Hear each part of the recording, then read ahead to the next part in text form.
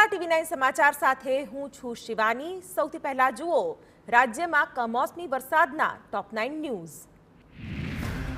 બનાસકાંઠાના અંબાજીમાં ફરી ભારે પવન, ગાજવીજ અને કરા સાથે વરસાદ વરસ્યો। અંબાજીમાં સતત બીજા દિવસે પણ વીજળીના કડાકા ભડાકા સાથે ધોધમાર વરસાદ પડ્યો, જેના કારણે ખેડૂતોમાં ચિંતાનો માહોલ। વરસાદને કારણે ઉનાળુ બાજરીના પાકને ભારે નુકસાન થવાની ભીતિ।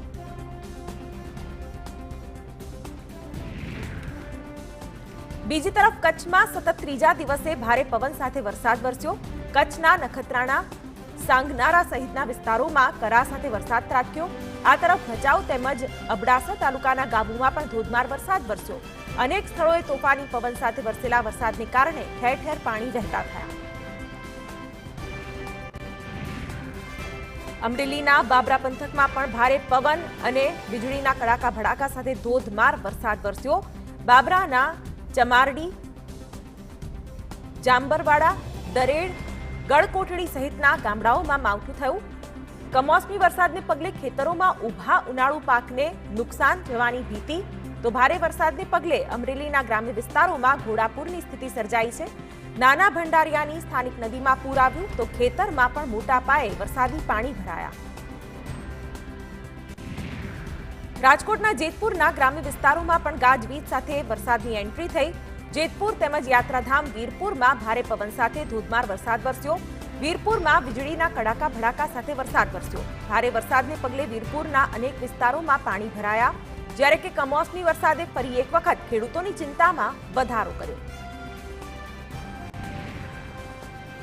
રાજકોટ જિલ્લામાં પણ સતત બીજા દિવસે માવઠું થયું। રાજકોટના લોધિકા અને આસપાસના ગ્રામ્ય પંથકમાં વરસાદ થયો, જ્યારે કે કોટડા, સાંગાણી, માણેકવાડા, રાજગઢ, વડિયા સહિતના ગામોમાં પણ માવઠું થયું।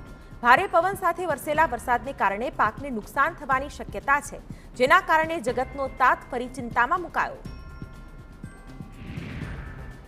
દેવભૂમિ દ્વારકાના ભાણવડ પંથકમાં પણ વરસાદી માહોલ છવાયો। ભાણવડ તાલુકામાં વાતાવરણમાં પલટો આવ્યા બાદ ગાજવીજ સાથે કમોસમી વરસાદ વરસ્યો।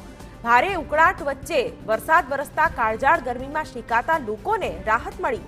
બીજી તરફ બરડા ડુંગરના કેટલાક ગામોમાં પણ છૂટો છવાયો વરસાદ પડ્યો। બીજી તરફ સુરેન્દ્રનગરમાં પણ અસહ્ય ગરમી બાદ વરસાદ વરસ્યો। સુરેન્દ્રનગરના ગ્રામ્ય પંથકમાં વીજળીના કડાકા ભડાકા અને ભારે પવન સાથે વરસાદ ત્રાટક્યો। વઢવાણ, જોરાવરનગર, લીંબડી, ધ્રાંગધ્રા સહિતના ગ્રામ્ય વિસ્તારમાં વરસાદી માહોલ છવાયો। વરસાદને કારણે તલના પાકને નુકસાન થવાની ભીતિને પગલે ખેડૂતો ચિંતિત। દક્ષિણ ગુજરાતમાં પણ કમોસમી વરસાદ ત્રાટક્યો। વલસાડના ધરમપુર તેમજ આસપાસના વિસ્તારોમાં ભારે પવન ફૂંકાયા બાદ વરસાદ વરસ્યો। વરસાદને કારણે કેરીના પાકને મોટા પાયે નુકસાન થવાની શક્યતા રહેલી છે। પરિણામે ખેડૂતોને પડ્યા પર પાટું લાગે તેવી સ્થિતિ ઊભી થઈ છે। હજુ 24 કલાક ગુજરાતમાં જોવા મળશે વરસાદી માહોલ। હવામાન વિભાગે ગુજરાતના અમુક વિસ્તારમાં ગાજવીજ સાથે વરસાદ પડવાની આગાહી કરી છે। ઉત્તર ગુજરાત અને સૌરાષ્ટ્રમાં પવન સાથે વરસાદનું અનુમાન વ્યક્ત કરાયું છે, તો દક્ષિણ ગુજરાતના અમુક જિલ્લાઓમાં પણ વરસાદની શક્યતા છે।